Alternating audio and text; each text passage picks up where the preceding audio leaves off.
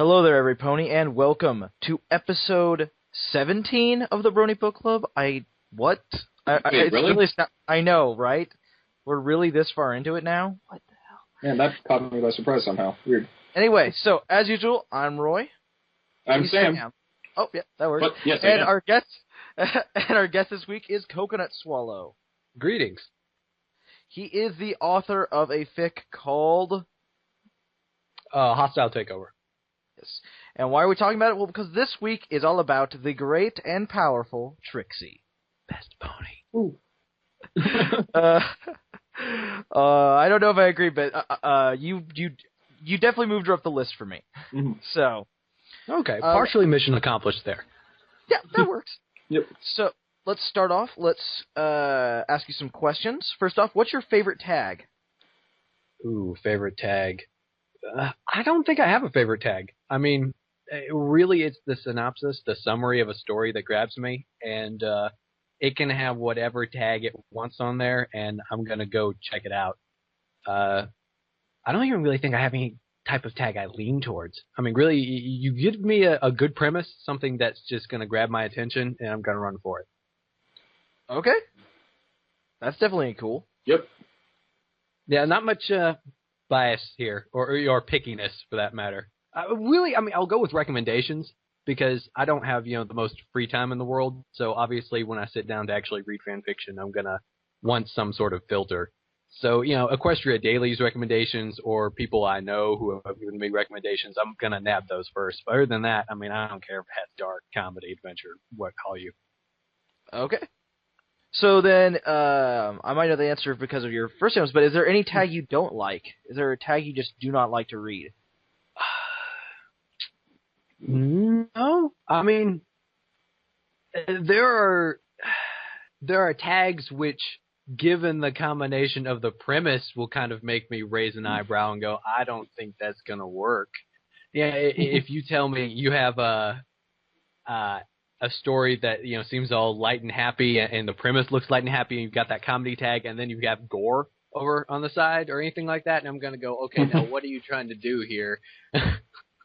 Yeah. And that might make me go, no. But other than that, not really. Alrighty then. I can kind of see that. Yeah, sometimes you're like, read this, you're like, oh, well, actually, sometimes you'll just read a synopsis for something, and then you'll actually read and go, oh my god, I got trolled. So actually, the way that you said that made me really want, like, a Shaun of the Dead crossover or something. Because, comedy plus gore, actually. Yeah, that'd be interesting. I'd be very pro of that, so once you get on it. as long as it isn't a High School of the Dead kind of thing, I would be very angry if someone tried that. But oh gosh. Yeah. How did you get the idea for Hostile Takeover? That's actually pretty simple. The cover picture I have for it is from a comic by the Paragon, who's an awesome artist, which I'm totally not saying because he does mostly Trixie. Of course not. But, and I saw his comic and it was posted in the Equestria Daily, and that just the whole dynamic between Trixie and Fluttershy just instantly clicked with me. And I think it was maybe a day or two after it just been running around in my brain that I contacted him and said, this is totally inspiring. Can I base a fanfic off of this comic? And he was like, yeah, go for it. And then I did. That's awesome. Yeah, there are times when you just see a picture and you're like, wait, I must write this. This is sparking something deep. Well, I'm pretty sure that's how, weird off tangent, but there's a really hilarious fic that's just a comedy random one of Prince Blueblood being Batman, or Batman, and what? I'm pretty sure looking at it, it was pretty much completely written just from the picture. Like, they saw a picture of Blue Blood as Batman, and they just went, I'm writing this. Oh, wow. But that's pretty cool, though. I mean, yeah, you just look at a picture, and it's like, bam, the words are writing themselves. And, you just go. I'm looking at the pic now, that picture does, it is just like, yes, exactly. That is the fic in a nutshell. Yeah, I should probably just credit the Paragon and say, I didn't really write You just gave me this comic, and the words just came across the screen. That's all there was to it. What was your favorite aspect of writing Hostile Takeover? Probably my favorite aspect was, obviously there's two main characters, Fluttershy and Trixie, and don't get me wrong, writing Fluttershy was a lot of fun. I mean, I really do enjoy Fluttershy, but the really fun aspect was putting the reader behind the shoulder of a character which was a jerk, more or less.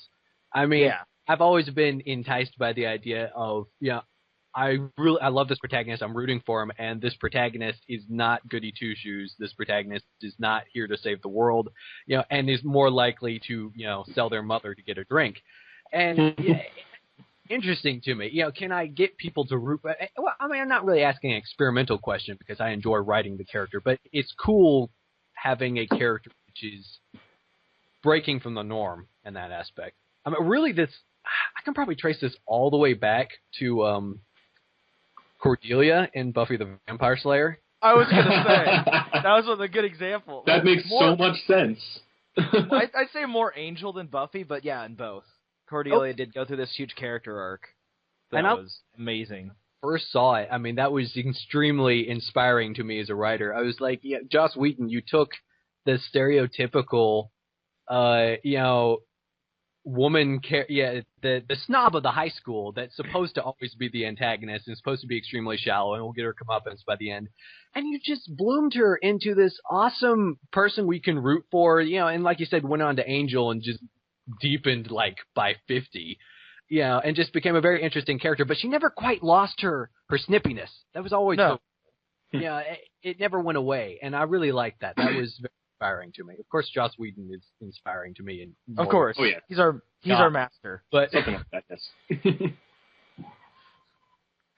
Yeah, it's funny, I'm looking at your favorites right now, and I'm like, you say that, and I'm like, almost all of your favorites are Blue Blood fics. Which I'm like, I have to give you a bro hoof, because Blue Blood is amazing. He is. Especially, I'll totally shout out for Captain Chrysalid and say that the Platinum Crown is, just an amazing story. See, that's what's funny, is I've read Best Night Ever. I once tried starting Platinum Crown. I definitely want to read all of it. I guess my problem is when I was reading it, I was like, this isn't as funny as the first one, and I still want to read it, because his writing is really good, and I will probably get around to it soon, hopefully. Wait, is that, a sequel to The Best Night Ever. Okay, I still need to read that. Okay, I'll get to that. Get to it now! I know, I have to. It's different from the first, but yeah, it's cool. Yeah. Well, I was actually also going to say, when you talk about how much fun it is to write Trixie, I think the other fun of it is Trixie, it's like, Trixie's like that, Blue Blood's kind of like that, writing the Doctor, or writing, even Rarity, is you're writing this kind of character you can always have more fun with. You can always have them do the most dramatic, ridiculous things, and it will be completely justified because of who they are. And, just the most over-the-top, why did you set that on fire? Oh, it seemed like the best solution. It makes sense, but... It's very true. They're just fun characters to work around with, because, you're not going to have... I can't think of a good example off the top of my head, but Fluttershy. I just wrote Fluttershy. She's not going to set something randomly on fire, and she's still a fun character. But you can't stick her in a situation and then make antics out of it, because she's going to take the path of least resistance every time. Yeah. She's not going to go, this is the worst possible thing, and summon a couch out of nowhere. True. Just not who she is. Okay. And in light with that, Rarity is my favorite of the main six, which should probably not surprise anyone.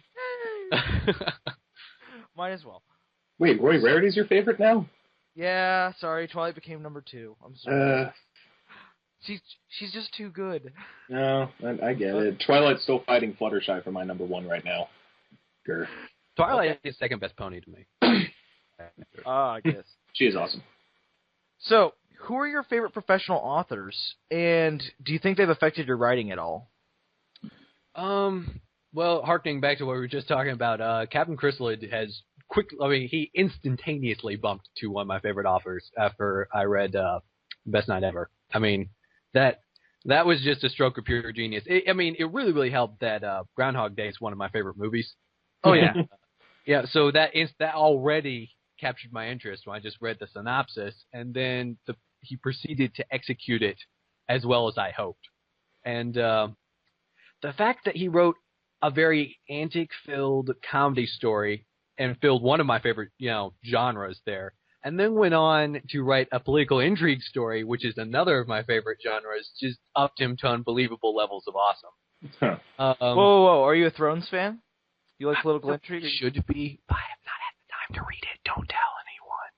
Okay, I'll keep it secret. Okay, can I really quickly? The question was meant to. I don't know if I said it, but it's supposed to be professional authors, like. Oh, yeah. Yes. My hearing is not that great, is it? Don't worry, a couple others have made the mistake before, and it is what you'd first think of. But yeah, we're talking about like Jim Busher. Okay, I'm sorry, you had to throw that in. Sorry. Authors, yeah, we have an hour time limit, right? I can't really just go completely geek out. Do it. Feel free. We've gone longer than an hour before. Have you gone 5 hours before? Well, you just wait and see. Off the top of my head, Dune, Herbert. Oh, yes. Finally someone mentions that. Thank you. You're amazing. You too. Sorry, go on. Oh, no, it's fine. That was a mind-blowing book. It's definitely one of my favorite sci-fi books. I need to go read it again. That's just deep. And I'll probably leave it at that because there are so many aspects, philosophical things, characters I can just go into with that. Absolutely. Timothy Zahn. I'm on a sci-fi streak here. I really like Timothy Zahn. He wrote the Thrawn trilogy for Star Wars. Yes. Okay. And a bunch of other. He's written original sci-fi stories that are not quite as well known, but I really do like them, like The Hunt for Icarus, or Icarus Hunt, I think it's called. Out of the way book, but really good. Let's see. Going to the classicals, I am a big fan of. The mind's gonna slip me, and I'm not gonna sound like a big fan anymore if I don't remember this real quick. Book he's reading. I might know him. The Man with Two Left Feet. It's a compilation short story. That was one of his first, and I actually have his book right next to me. So if I grab it, and P.G. Wodehouse. What? P.G. Wodehouse. Yes, thank you. The internet is a wonderful thing. Yes, I was doing the exact same thing. I could have used Google, but I was too impatient to grab the book. Yes, really good. He is. Most people, when they see me reading him, are like, "Are you doing that for an English class?" Because he's way, way, way old. But no, he's amazing.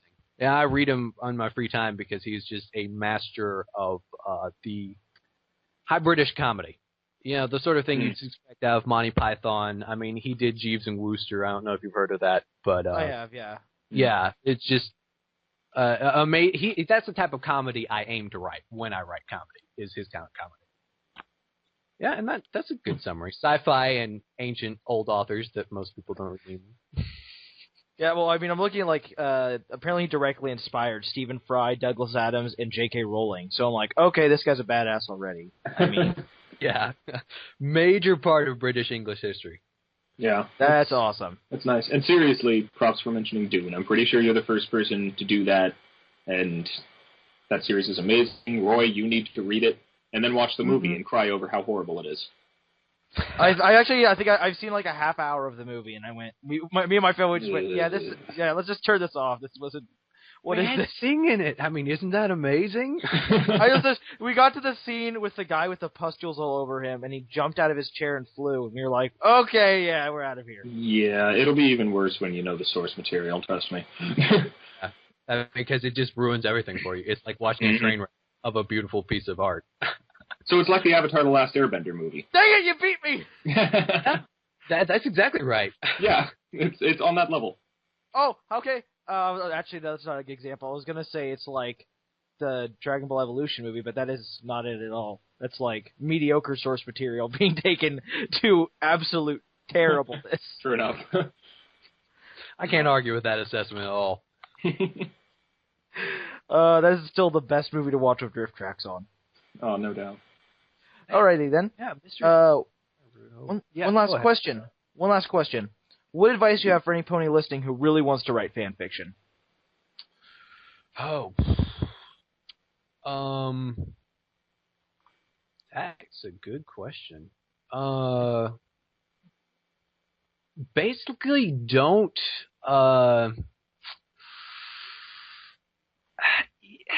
it's hard to put this in good words, but one of the pieces of advice that I keep hearing people give that I don't necessarily agree with, that, now that you've given me a chance, I'm going to try to correct, is people will say, go and write whatever you want and put it out there. Yeah, and on one hand, I admire creative just impulse. If you feel the impulse to write down on paper, go for it. Just do it. Put it out on paper.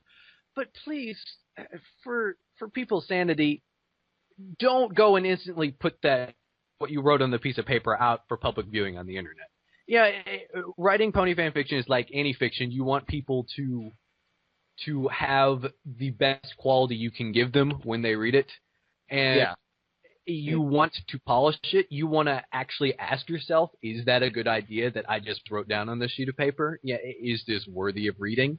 And then give yourself your own quality check instead of this sort of idea of, well, whatever I wrote, I can put it out there because it's only fan fiction, and people should realize that. And it might not be the best I can do, but whatever, there it is, it's out there. Yeah, because at that point you're setting yourself up, especially if you want to eventually get into published and money-making fiction. You're setting yourself up to this kind of this routine where you're not going to be asking yourself hard questions about your fiction. You're not really going to be second-guessing yourself probably as much as you should. It shouldn't be a stressful process, but it should be a polished process. And I came across sounding all critical there, but that's something I think more people should work on. I agree. Definitely, you can't. One of my favorite things to do is you need to, after you've written a chapter, look over it, and then after looking over it, read it out loud to yourself. Oh, yes. Because if you do that, all of the errors become much easier to find. Because you'll just be like, wow, saying that sounds really awkward. I need to fix that. Or, man, I just realized I used that same word 2 times in the same paragraph, too close to each other. I need to fix that. And stuff like that where it becomes much more polished when you do stuff like that. Yep. Seriously, no matter how weird that sounds or whatever, do it anyway. It took me a long time to actually follow that advice. People kept telling me, and then I finally did it, and it worked out so much better. Now I get to constantly tell my students that, and they don't listen either. So yay! And you have fun with it. I mean, print it out and just act into your characters. I mean, if you can find a room with all alone, no one's going to know. Okay. And so from there, we're going to, we would be talking about emails. We don't got any emails this week. Oh, well, we've had a glut of them recently, so I think we can go a week without any. Man, I feel kind of abandoned by Cody Fett. Oh. I miss you, dude.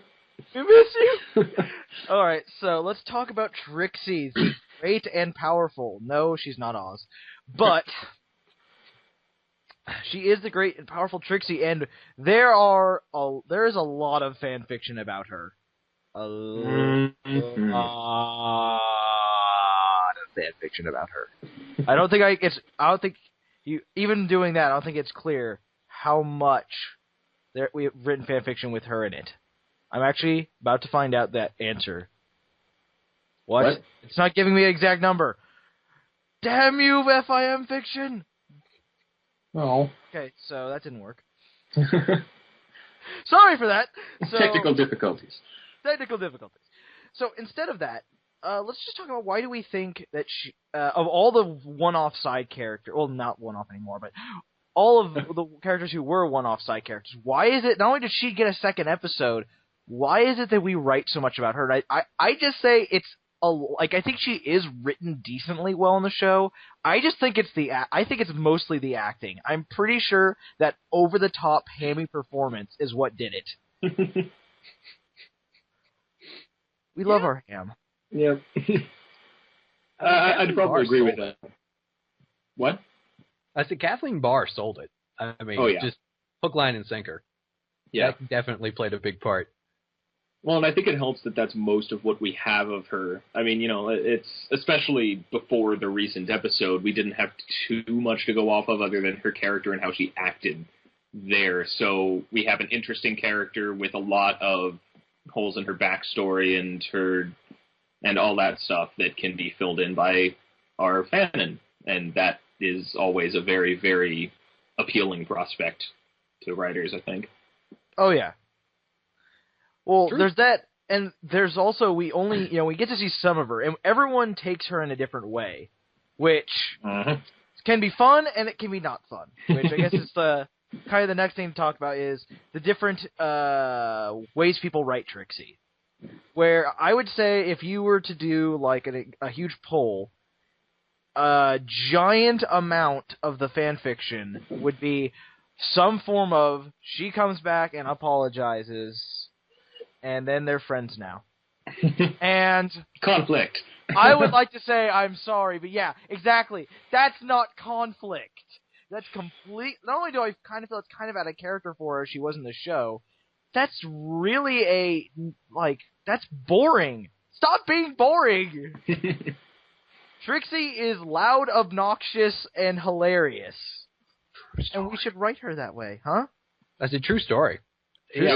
That's the most fun kind of Trixie. Yeah, and it's one of the things I loved. Wait, we'll talk about the fic in a bit. Never mind. Go on. Oh, okay. I was going to continue just with I'm gonna continue to make fun of Twixie, though my cred for that is gonna be less after this episode. But still, I'm gonna say if someone knows a good Twixie fic and really thinks it's great, send it to me in the email, and I'll read it. I swear to you, I will read it before the next episode, and I will talk about it. That is a solemn promise. Okay, and now that he's promised that he will read it before the next episode, the longer the fic, the more points you get for it. If you can find a lot of question-length Twixie fic and send it to him. Actually, school just ended for me, so ha! Still, all that time that you could spend watching the rest of Steins Gate or doing anything else. Oh, it came out today, didn't it? It will be Twixie instead forever. Yep. Nothing but Twixie. Oh god.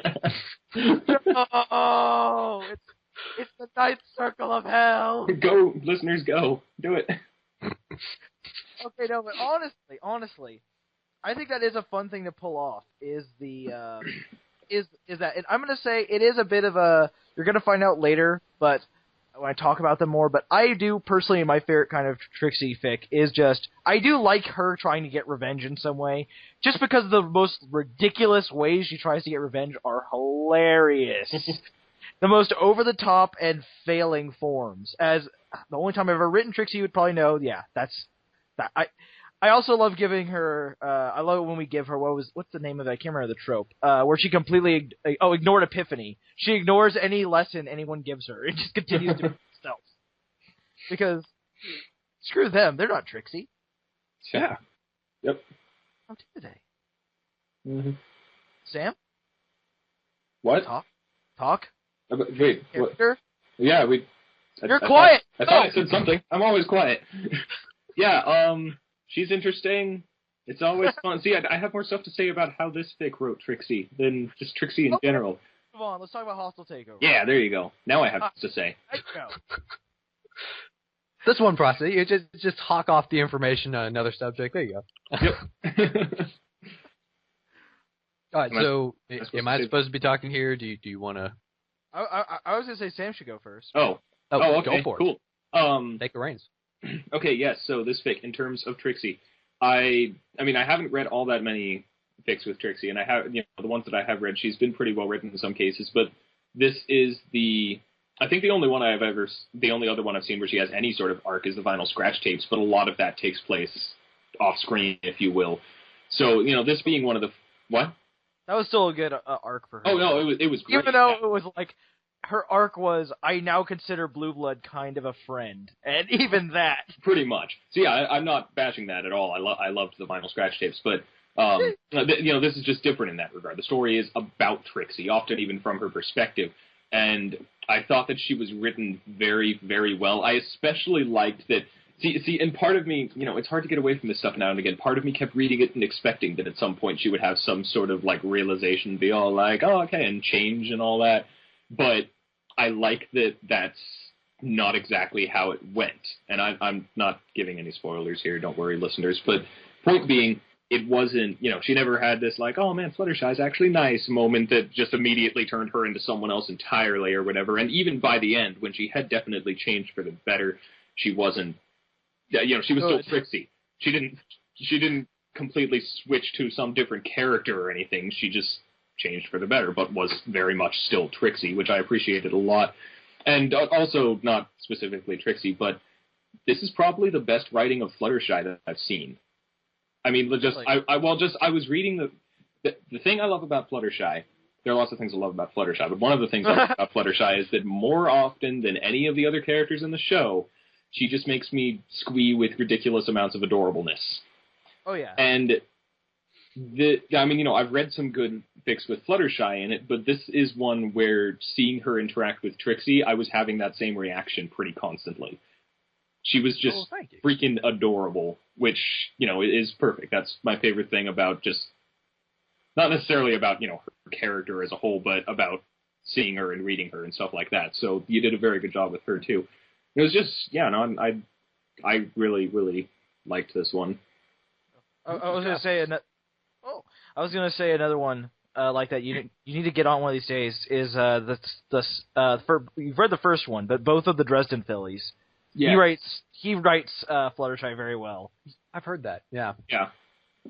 I'm behind on reading those. I'm going to talk about that later. I'm going to talk about that one more later. Because that updated. I'm sorry. Detecting some excitement. Oh, yes. No, you're not.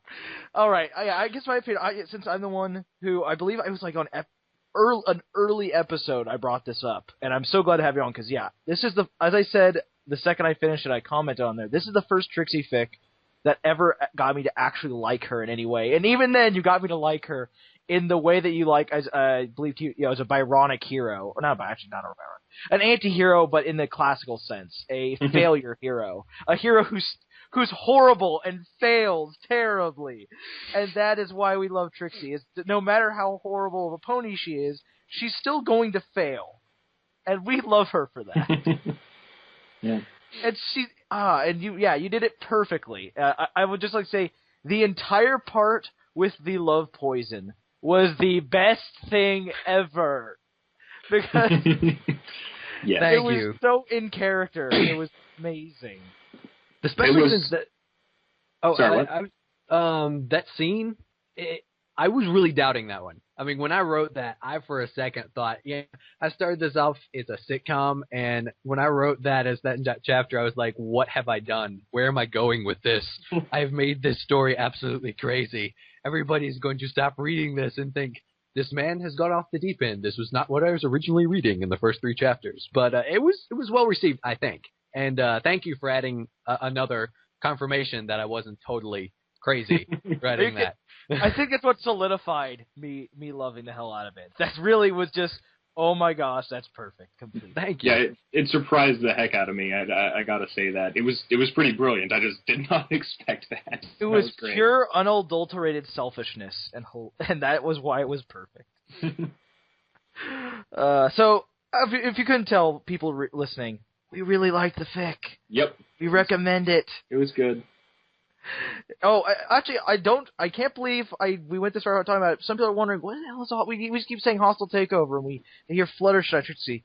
The quickest summary is Fluttershy, a big circus has just gotten a manticore, and they need someone to tame it. So they hire Fluttershy as the animal tamer, but she needs someone to stay with, and she's Fluttershy, so her stage performance is terrible. So they decided to kill 2 birds with one stone, and have her room with Trixie. And hijinks ensue. Mm-hmm. And it's also a very dark story. Yes, obviously. And also, for the record, regular listeners, I hope, should understand this by now. I'm not against shipping, but it's so not many... Well, yeah, exactly. This is not a shipping story. The fact is, when it comes down to it, so many, generally, in my experience at least, if there is a fic about 2 characters specifically, it's a romance fic. So now and again, it's really nice to see a fic about the friendship of 2 characters. And you did that very well. So I commend you on that. Yay!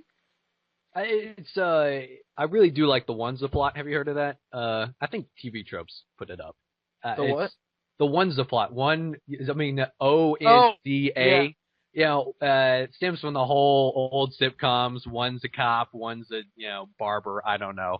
And they both try to get along. I really like those classic, throwback shows. I mean, they used to do those all the time, and it wasn't romance. But now you say this is in today a story about two guys, and people tend to automatically think they're romances because that's just kind of the thing, which is not bad, but it's not what I tend to think of when I think of two characters featuring in a story automatically, just because that's my makeup. So I really enjoyed the whole, these two people are friends, and maybe they'll develop their own romantic interests, and maybe that will be its own source of drama between them two. Yeah, it's interesting. It is interesting. Certainly. It's almost, I would actually now like to see someone do a Vinyl Scratch Octavia fic, but of them living together but not being, no romance at all, of them just being opposites who are friends. And then as I'm saying that, I'm pretty sure that's just the Vinyl Scratch tapes, because all romance was only implied, so... No, heavily implied enough that it was still definitely a thing, though. But at the same time, it was never the story. It was still, these two people have to put up with each other. God damn it. True enough. But yeah, I would like to see something like that. It's one of the things I liked about Anthropology, too, and its approach to the Lyric Bonbon. Though I did not, as regular listeners know, I did not actually like the Bonbon in that very much, but still. I didn't like her as a person, pony. She was I don't like in the story. I don't like Bonbon being written like that. Didn't I might be going crazy, but didn't someone already do an Octavia Vinyl Scratch story where they were just like roommates in college? Or am I thinking of something else and that was actually just a shipping story? That is a shipping story. That is one of my... it is? University days, right? It's amazing. Amazing. But they're still shipping. Okay. Oh, yeah. Yep. It's still fantastic.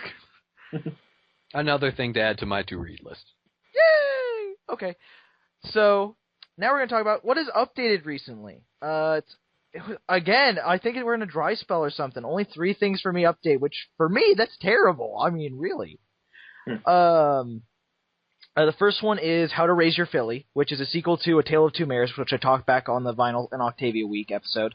That was a really good one. I think the way I described back then was, the way that I got sandwiched in it was just, it's kind of like After Story in that they get together early on and the rest of it is about them moving on with their lives. And as you guess by the title, it's actually about them raising kids. And it's actually pretty good. And the only way I could describe the newest chapter was very cute and fun, as it always is.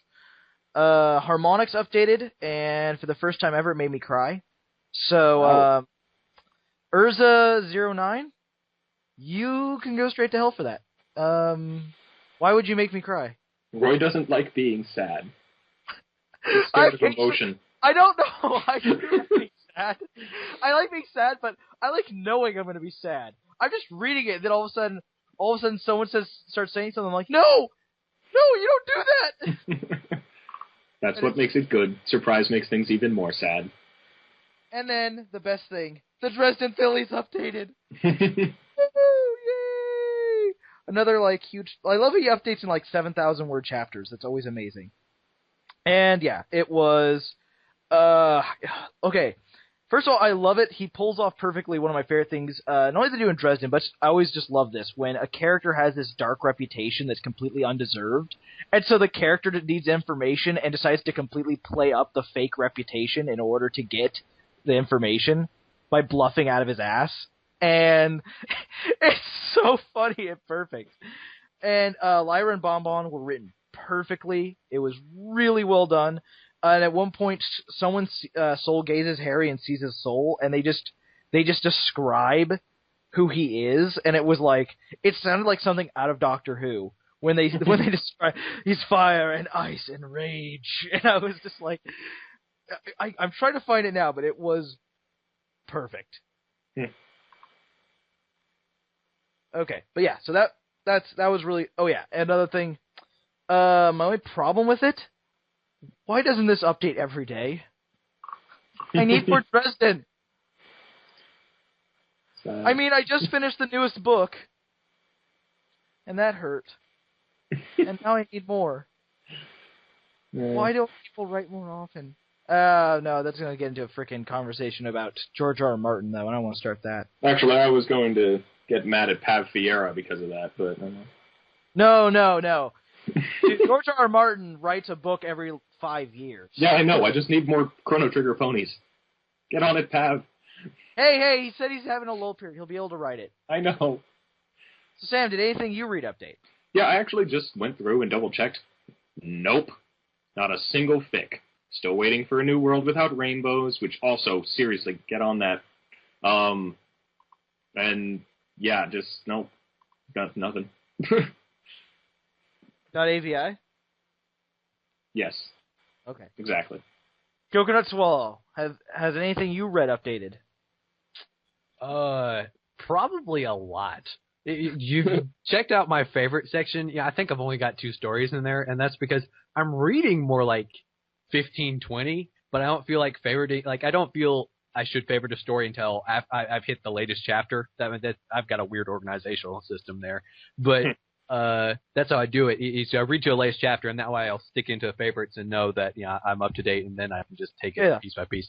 But anyway, so I have to go down my read later list and tell you, and that would be long and mundane. But I do know this Platinum Crown just updated like a couple days ago, and I haven't read the latest chapter on it because I am a busy person sometimes, which is shameful because obviously ponies should take priority. But yes, of course. Of course. Actually, I'm reading a non-pony fic right now. That's okay. Priorities, dude. Priorities. No. Yeah, priorities.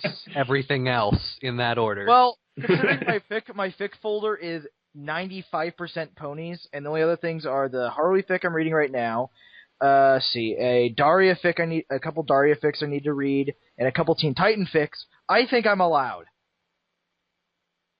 Maybe. Okay. Don't judge me, Sam. I judge you all the time. Damn it. Yep. Constantly.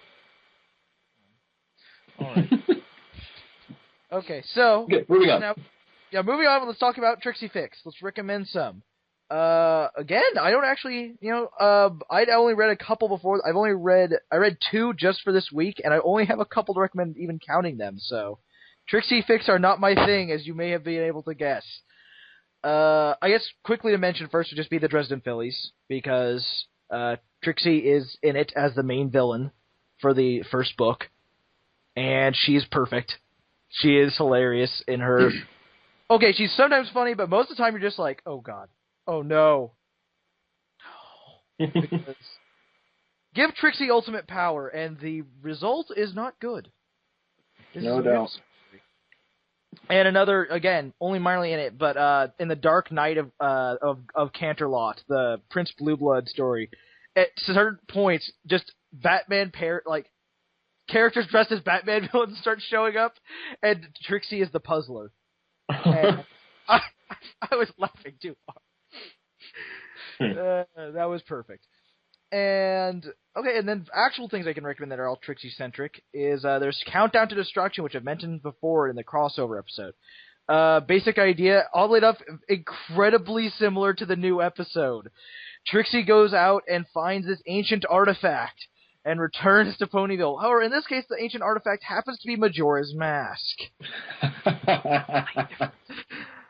And I think it's interesting. It hasn't updated since, July, so I think it might be dead, which would be horribly sad. But what is there is pretty interesting. My only problem is they don't play up the actual game's strengths, which is apparently there's going to be no time travel, which I'm like, what? Dude! Freaking Majora's Mask! That's the point, is that you can keep going back, so you could go through literally everything that happens during these 3 days. You could experience all of it. And you're not allowed to do that? That's lame. So, I guess for me, it didn't take fully with the premise what it could have done. And then there's In a Tavern Down by the River by Lysis, which I did read just for this week, and it was it was amazing. Wait. And I'm gonna have to forfeit my man card, but at the same time, it's totally worth it. So first of all, I'm gonna talk about what it is, and again, I think I mentioned this earlier. I got trolled. I think almost anyone reading the description got trolled. So first of all are the tags: romance and slice of life, which that sounds interesting. It says Trixie, ever since that recent horrible stuff in Ponyville, is now reduced to doing magic tricks in a Trottingham tavern. Now, she likes it there. You know, she's starting to make some acquaintances. The food's good, whatever. The only problem is that she's stuck there until she can make enough money to actually get a caravan. Now, luckily for her, a con pony walks in and starts cheating. So she's like, oh yeah, I could play the heroine and I can take all his money. And it says it was a perfect plan. Her only mistake was getting a friend involved. And then the picture is Trixie, her friend, and on the other side of the table is the con pony stallion. So when I read the text, read that, I go, okay, so she's gonna fall for the con pony, right? It's gonna be a romance with the con pony. I guess I'm imagining like a Music Man kind of thing, because that seems like what the synopsis was leading to. But no, the con pony's barely in it. It's all about her and her friend. And yes, it is a Yuri fic with Trixie, and I still loved it. God damn it! Wow. Okay. I'm the biggest hypocrite. I make fun of Trixie, but this was amazing. And what was hilarious was Trixie and I really mean barely character developed at all. Like, it was basically, she learned to stop, she actually learned to open up to some of her friends and learned that she shouldn't just try to deal with everything on her own. And I'm like, they don't address her arrogance at all, despite the fact that she's Trixie the entire time. So that was amazing and funny and amazing. So I really recommend that one. Huh. And the other one, which only has Trixie for one chapter, and yet I recommend it a lot because of it. So it's called Pinkie Pie, Psychologist. Oh no. Pinkie Pie realized that, she loves parties, right? Of course she loves parties. She's Pinkie Pie. Problem is that parties cost bits, and her bakery job is not paying the bills anymore. She's not making enough for the amount of parties she's throwing. So she goes to Twilight and is trying to get a job, resume so she could apply for a job. And she asks about higher education. She goes, oh, well, I have, I studied a little bit at this university. I have a bachelorette in psychology. She's like, wait, what? You have a bachelorette in psychology? And she's like, yeah, why? What's the problem? It's like, Pinkie Pie, you could just be a therapist. And so it's Pinkie Pie being a psychologist for different ponies every chapter. Oh, no. And the newest one is Trixie. Wow. And, yeah, one's Derpy, one's Trixie, one's Lyra. And they're all great. I mean, amazing. And after a certain point, it made me realize it was incredibly obvious. The author, I can't remember why, but it is obvious the authors read a lot of Dresden Files, and the authors played a lot of Zelda. So, kudos to him. You're a cool guy. But yeah, it's a comedy random slice of life. If that sounds awesome, trust me, you're going to love it. This is hilarious. So that's what I have for this week. Sam, what do you got? Okay, I got two that I found. And one of them actually is similar to that last one in that it only has Trixie for a chapter, and it's a short chapter. They're all short chapters, but it's worth it in general, actually. It's called The Lotus Eaters, and oh, snap. Yeah, it doesn't have anything directly to do with... I mean, the premise is somewhat inspired by, the obvious reference to the Odyssey, but it's not a direct thing about it or anything. Rather, this is a story. It's actually a sequel. The author, Horizon, actually had previously written a fanfic called No Regrets, based on this premise regarding Luna and Celestia, and then decided after that to do a couple short chapters for other characters. The basic premise is that there's a machine at a carnival in Equestria that allows you to, for a short time, live a life in which your greatest regret never happened. And so, this thing will magically, you step in, it knows what your greatest regret is, and it shows you what would have happened had you done something different.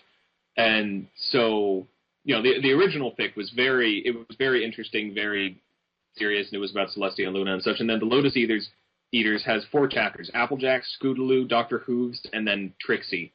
And they're varying levels of, heartwarming or comedy or whatever. And Trixie's is pretty much just straight up comedy. But it's very entertaining. It's basically just, I don't even know exactly.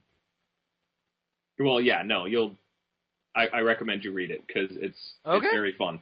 The Trixie chapter is only like 500 words. It's pretty short. All of the chapters are, but yeah, it's really fun. And then this is another one. And see, last time I brought up a fic that started an alternate universe that a bunch of people started writing into. Apparently, a lot of people didn't like that one or whatever. That was the Conversion Bureau. And I haven't read any more of that. I don't know what is up with that. But in this case, I ran across something interesting, and I kind of want to read a bit more of it. But I ran across the original fic that started what is known as the Lunaverse, which... Oh! Yeah. Now, see, the original fic is by an author named Rainbow Double Dash. It's called Boast Busted.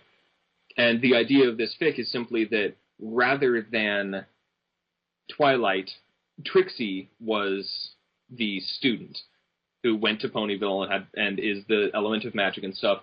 And the changes even go further than back than that, because they changed the backstory is reversed. Luna is the one who is now ruling over the night and day, and Celestia had basically just gotten greedy and power hungry and was banished. And so this fic, Boast Busted, is effectively just what in this case would happen if Twilight and Trixie were reversed in the original episode Ghostbusters.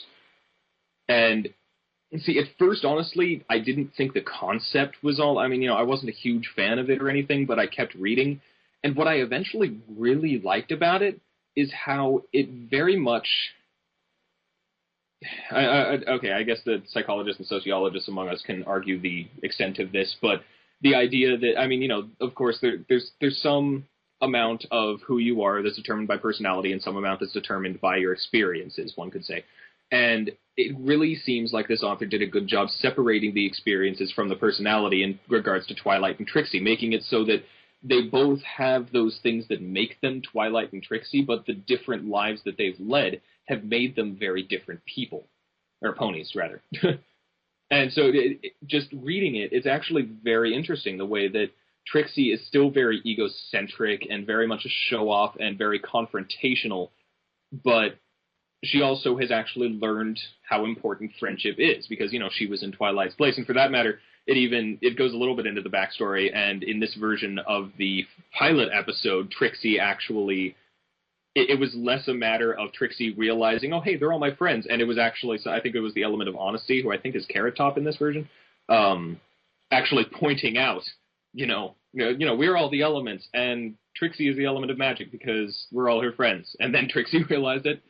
And, Twilight it makes sense, right? And then Twilight actually ends up, she doesn't come and try and be as abrasive as Trixie was necessarily, but she's very ignorant. I mean, not actually being Celestia's student, she has the same magical talent and interest and the same desire to learn as much as she can about it, but her lack of actual experience with any friends or anything like that has made it so that she really doesn't quite know what's going on or what it means in this universe where friendship is magic to actually study and understand and be capable of using powerful magic. And it's very interesting. The reversal at first I wasn't a big fan of, but the more you read it, the more I think he did a very good job reversing those two characters in particular. And so I'm kind of interested in seeing if the rest of the Lunaverse was done quite as successfully. My one complaint is just that it didn't go too far into the other elements of Harmony, but it kind of painted them in a negative light without really explaining exactly how or why they were different in this universe, which is kind of why I'm interested in checking out the rest. But just the way that he switched Twilight and Trixie and wrote them so that their characters were still accurate, but their situations made them very different people, was really interesting, and I actually liked that. So, I've heard of the Lunaverse before. I've read up on it. It is interesting. I want to give it a try. But I know it's kind of irrational, but I kind of hear this, I go, man, it'd be a better shared universe, a world without rainbows. That's a universe I'd love everyone to write in. True. That's a universe that's like, oh my god, look at it happen to every pony. That would be fun. Oh yes. CoconutSwallow, do you have anything to recommend, Trixie related? Not to be a stick in the mud, but to be honest, I've kind of browsed a lot of Trixie fics, and I'm very picky about my Trixie. And the ones you guys described, I don't know how I missed those, but some of those sound pretty interesting. But in my personal browsing, some of them were not all that appealing, mainly just because it was either Twixie or it was sad, please redeem me really fast Trixie. And yeah, and I ran across so many of those that I'll be honest, like in the past few months, I didn't give up the search, but I was kind of like, this is a lot of material that's not interesting, so I've kind of went and looked for other stuff. But you might have renewed a vigor in me to find good Trixie fics, because those sounded pretty cool. Awesome.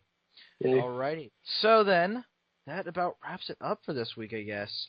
All right, before we end the show, first of all, if you would want to have any comments, questions, concerns, if you want to criticize us, please do. We get too much praise as it is. Send it in to the Brony Bookclub at yahoo.com. Also, next week, no show next week. Sorry, we're going to take Christmas off. I'm going to be at my parents' house, which means no good internet anyway. Oh, yeah. So instead next week, we won't be recording it next week. We're recording it beforehand as soon as we can, and we'll release it next weekend for you. For those of you who like video games, me and Sam have something special for you, which should be all of you. Seriously. After that, it'll be the Sam gets to choose whatever episode. Yeah, pressure. Yay, pressure. So that's it. Thank you, CoconutSwallow. You were a great guest. Yes, thank you. Thank you. Alrighty. So then, thank you, everyone. That was a great show. See you next week. Bye. Adios.